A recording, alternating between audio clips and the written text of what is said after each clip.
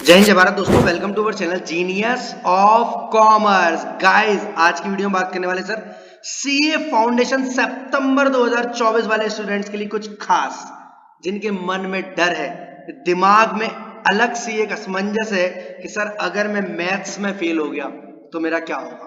मेरी ये सारे सब्जेक्ट्स की मेहनत, ये मेरी इतने महीनों की तपस्या, ये जो मैं दिन रात पढ़ रहा हूँ, ये जो फैकल्टीज मेरे को इतने बढ़िया बढ़िया एग्जांपल्स के संग इतना प्रैक्टिस शीट्स करवा रहे हैं, वो सब बेकार हो जाएगा अगर मैं मैथ्स में फेल हो गया तो मैथ्स में आपको फेल होने नहीं देंगे, आपको बिना बात में रोने नहीं देंगे, और मैथ्स भी आप रात में करोगे आपको सोने नहीं देंगे। तो दोस्त, सबसे पहले मैथ्स में फेल नहीं हो सकते हो आप अगर आपने ध्यान से ये बातें सुनी, इस स्ट्रेटेजी को फॉलो किया, वीडियो को अंत तक देखा, तो मैथ्स में भी आप 60 प्लस मार्क्स स्कोर करोगे। आप तो 40 मार्क्स के लिए डर रहे हो बस। सबसे पहला पॉइंट दोस्त, आपको लॉजिकल रीजनिंग बिल्कुल भी छोड़कर नहीं जानी है। सर लॉजिकल रीजनिंग हमें समझ में कम कम आती है, अभी बहुत समय है दोस्त। लॉजिकल रीजनिंग 15 दिन वाला मटेरियल है। अगर आप 15 दिन भी लगकर पढ़कर समझकर क्वेश्चंस करोगे तो लॉजिकल रीजनिंग आपको 100% समझ में आएगी। और 20 मार्क्स की लॉजिकल रीजनिंग में सबसे आसान क्वेश्चन, मैथ्स ले लो या स्टैट्स ले लो, सबसे आसान क्वेश्चन आपसे लॉजिकल रीजनिंग में पूछे जाते हैं। 20 मार्क्स की लॉजिकल रीजनिंग आपको अवश्य कर जानी है। अगर आपने 10 से 15 मार्क्स भी यहां बना लिए, आपके इनकोडिंग डिकोडिंग ब्लड रिलेशन, क्योंकि पूरी लॉजिकल रीजनिंग कठिन नहीं है दोस्त, एक आध चैप्टर उसमें बहुत बहुत आसान है।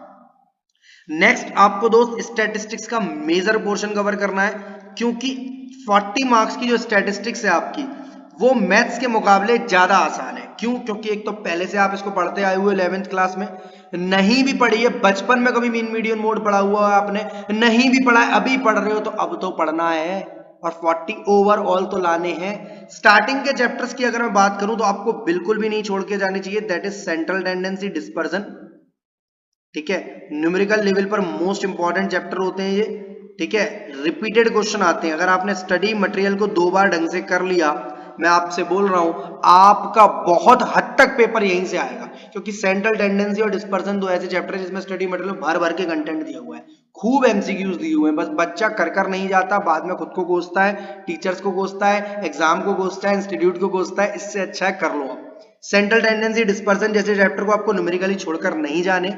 वहीं आपके अलग टाइप के चैप्टर जाए, इंडेक्स नंबर, कॉरिलेशन, रिग्रेशन, इनकी बेटा न्यूमेरिकल अगर समझ आ रहा है तो अच्छी बात है, नहीं आ रहा तो थ्योरी तो कम से कम तैयार करो। सर थ्योरी किस तरह करें? जो भी थ्योरी बेस्ड एमसीक्यूज है उनको आप टिक लगा लो, इसका आंसर यही है।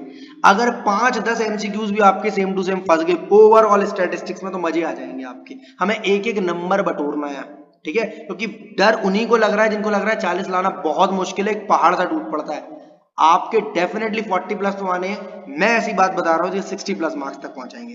तो नेक्स्ट प्रायोरिटी आपको स्टैटिस्टिक्स पर देनी है, जहां central tendency, dispersion, theory basis पर बेसिक ओवरव्यू ऑफ स्टैटिस्टिक्स, कि स्टैटिस्टिक्स कहां से लॉन्च हुआ है, इसका मतलब क्या है, सारी क्वांटिटेटिव डेटा लेता है, क्वालिटेटिव को इग्नोर करता है, एवरीथिंग आपको ये लेकर चलना है। इसमें कुछ चैप्टर्स आपके लिए बहुत इंपॉर्टेंट, वो बहुत ज्यादा कठिन हो जाते हैं, दैट इज प्रोबेबिलिटी। तो उसका जितना पोर्शन आपसे तैयार हो रहा है उतना कर लो, नहीं हो रहा कोई दिक्कत वाली बात नहीं। बेसिक तैयार हो रहे हैं, red ball, green ball, white ball वाले क्वेश्चन वही तैयार कर लो आप, डरो मत, डर से कुछ नहीं होना। तीसरा बेटा आपका मैथमेटिक्स का पोर्शन आया है, जिसमें बच्चों को लगता है कि सर आधी मैथ्स तो 11th-12th वाली हमने पढ़ी नहीं है। कोई बात नहीं, स्टार्टिंग के 1 से लेकर 6 चैप्टर तक बहुत आसान मैथ्स है, और एग्जाम में आती भी है। ऐसा नहीं कि पूरा का पूरा कोरिलेशन रिग्रेशन आपका एग्जाम में भर देता है। कोरिलेशन रिग्रेशन के मुश्किल से 7 या 8 मार्क्स का चैप्टर होता है पूरा आपका। 7 या 8 मार्क्स का होता है, कैलकुलेशन, इंटीग्रेशन, डिफरेंशिएशन। ठीक है, 1 to 6 चैप्टर्स में से जो जो आपको पोर्शन अच्छे से आता है, किसी को रेशियो प्रोपोर्शन अच्छा लगता है तो अच्छे से रेशियो प्रोपोर्शन की प्रैक्टिस करें, बिकॉज अभी टाइम है ना। मैं सितंबर 24 वाले बच्चों के लिए बात कर रहा हूं, अगर जून 24 वाले बच्चे भी देख रहे हैं तो स्ट्रेटेजी ये फॉलो कर सकते हैं कि स्टार्टिंग लॉजिकल रीजनिंग, स्टैटिस्टिक्स और किस तरह में मैथमेटिक्स पर जाना है, और जो चैप्टर्स आपको नहीं आ रहे मैथ्स में आप छोड़ जाओ, एक भी पॉइंट मत कर जाओ। जितना दिमाग आप उन्हें लगा रहे हो करने में कि सर ये हो जाए, ये हो जाए, हमें समझ नहीं आ रहा, ये हो जाए, उतनी ज्यादा प्रैक्टिस अगर आप लॉजिकल रीजनिंग, स्टैटिस्टिक्स और मैथ्स की कर लोगे तो गारंटीड है, ये देखो अपने आप से जो हो गया तो वहां पर 70 मार्क हो गया है मुझसे। ठीक है, तो हो गया तो जो डर है आपका कि मैथ से फेल हो गया तो हो गया, तो की जगह 70 मार्क्स हो गया आपका अपने से। मैं तो की स्पेलिंग टीओ लिखी थी और वहां 70 हो गया है।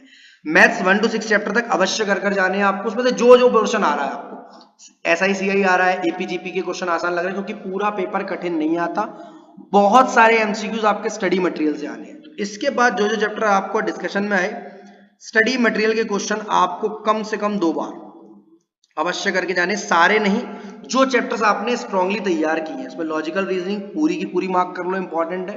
स्टैटिस्टिक्स के जिस चैप्टर में मैंने ऑर्डर लिखे हैं वो वाले तैयार कर लो आप, dispersion, central tendency, basic statistics, index number correlation का जितना तैयार हो रहा है प्रैक्टिकल पर, थ्योरी प्रोबेबिलिटी जितना तैयार हो रहा है आपसे उतना कर लो, थ्योरी प्रैक्टिकल मिलाकर।